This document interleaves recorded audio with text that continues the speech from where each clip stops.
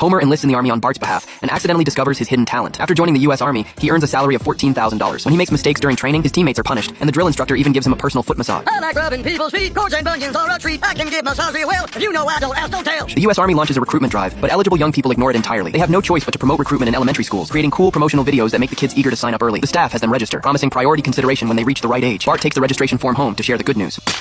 What? Homer, our son joined the army! Yeah, big deal. By the time Bart's 18, we're gonna control the world. We're China, right? Marge quickly pulls Homer aside and tells him to go to the recruitment office to clarify the situation. Bart is too young to enlist, and she doesn't want him to take risks even when he turns 18. So Homer heads to the recruitment office, putting the staff in a difficult position. Homer apologizes and explains it was Marge's idea, admitting he himself would be happy for their son to join the army. Seeing this, the staff shifts their focus to Homer. Would you be interested in, joining the army? Wouldn't it take me away from my family for 2 whole years? Hey, a big target like you will be home a lot sooner than that. Whoa, where do I sign? Now where's my parade? Homer packs his bags to enlist, and Marge can't stop him. After saying goodbye to his family, he embarks on his military journey. Upon arriving at the camp, Homer has his head shaved bald, and the drill instructor gives him the codename Snowflake. Snowflake, what happens to me in the summer? A troublemaker, huh? You're gonna sit here and eat donuts while the rest of the unit does push-ups.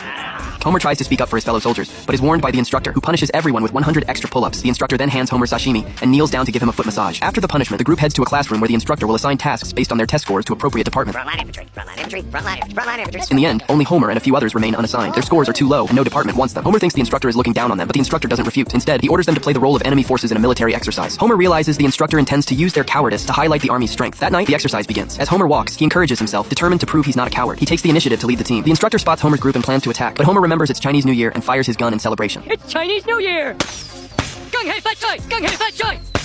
Ow! Ah! Americans! Spotting the blue team, Homer leads his group in a run. Once the blue team regains their composure, they chase after them using footprints. A large number of troops enter Springfield, assuring residents it's just an exercise and no one will be harmed. Bring it on, chumps!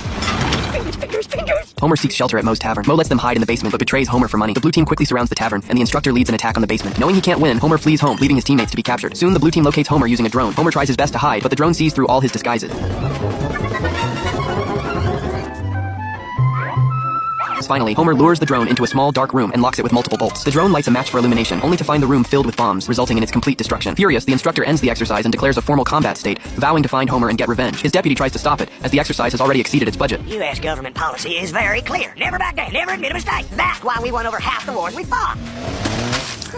Marge can't stand it anymore and decides to unite all Springfield residents to end the exercise. She calls the neighbors to meet at the reservoir, telling them to bring all the strong alcohol from home and pour it into the water. The soldiers will get dead drunk after drinking it, making it easy to stop them. As Marge anticipated, the next day they wake up the hungover instructor and negotiate surrender terms. At first, the instructor tries to resist, but after Lisa's persuasion, he finally surrenders. Simpson, you may have won, but you still have to serve the remainder of your tour of duty. All right, but no combat. Don't you worry, ma'am. A man of your husband's ingenuity can be put to very good use. From then on, Springfield's recruitment task is assigned to Homer. He actively promotes recruitment on the town's streets, but due to the damage the soldiers caused earlier, people refuse to trust him. Some even throw garbage at him.